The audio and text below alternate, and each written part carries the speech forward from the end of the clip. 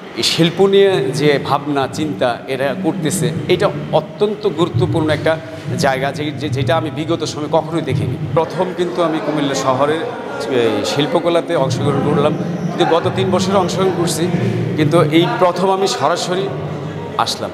তো বেশ কয়েকদিন কাজও করলাম, দেখলাম যে আমাদের মধ্যে সমস্যা হচ্ছে কি, আমাদের যে সংগঠনটা, এই সংগঠনের প্রত্যেকটা ভাই বোন আমরা অনুপস্থিত।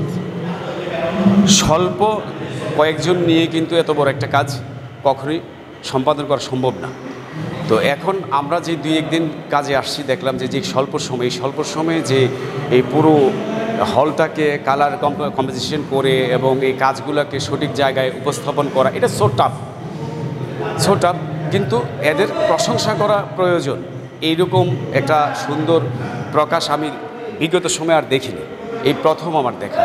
আমার কাছে খুবই ভালো লাগছে, নান্দনিক। তবে এইগুলোর সেটিংয়ের ব্যাপারে যদি আরও একটু মনোনিবেশ করা যেত বা আরেকটু সময় পাওয়া যেত, তাহলে এটা আরও হয়তো নান্দনিক শৈল্পিক আকার ধারণ করত, এটা আমি জানি। কিন্তু এই যে তাদের যেই শিল্প নিয়ে যে ভাবনা চিন্তা এরা করতেছে, এটা অত্যন্ত গুরুত্বপূর্ণ একটা জায়গা, যেটা আমি বিগত সময়ে কখনোই দেখিনি।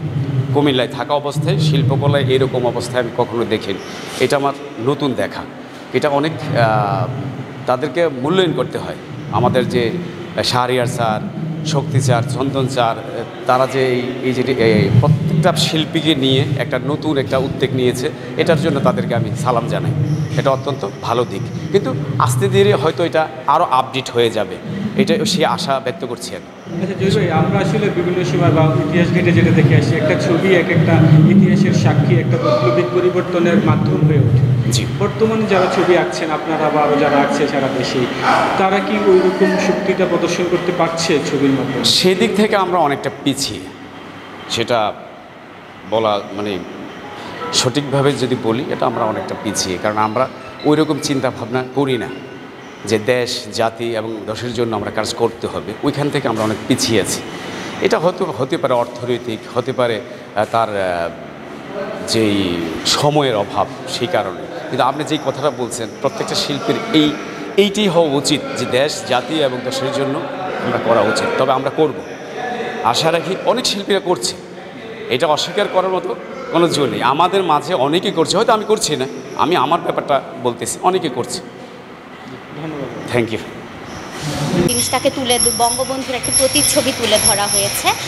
এটাও সম্পূর্ণটাই সুতোতে করা আর পেরেক দিয়ে। এটার মাঝখানে আবার কোনো ধরনের কোনো মানে সুতোর কোনো মানে সংযোগ ছিল না, মানে একটা সুতোর সাথে আরেকটা সুতো পুরোটাই এক প্যাচের মধ্যে করা হয়েছে। বিষয়টা এরকমভাবেই তুলে ধরেছি। প্রদর্শনীতে আপনার কয়টি ছবি স্থান পেয়েছে? আমার এই প্রদর্শনীতে 2টি ছবি স্থান পেয়েছে। আমি আমার একটি ছবিতে বাংলাদেশের ঐতিহ্য খেজুর গাছ এবং রস সংগ্রহ করা, এটা ফুটিয়ে তুলেছি। আমার কুমিল্লাতে এই নিয়ে 3টা প্রদর্শনী, আমার খুবই ভালো লাগছে এবং সবসময় চাই এটার সাথে জড়িয়ে থাকতে। অ্যাকচুয়ালি আমার এখানে 3টি ছবি স্থান পেয়েছে, আমি এটা নিয়ে খুবই খুশি হয়েছি। কুমিল্লার মতো জায়গায় এমন একটা আয়োজন সত্যিই প্রশংসনীয়। আমি আশা রাখি যে এই ধারা অব্যাহত থাকবে আগামী বছরগুলোতে।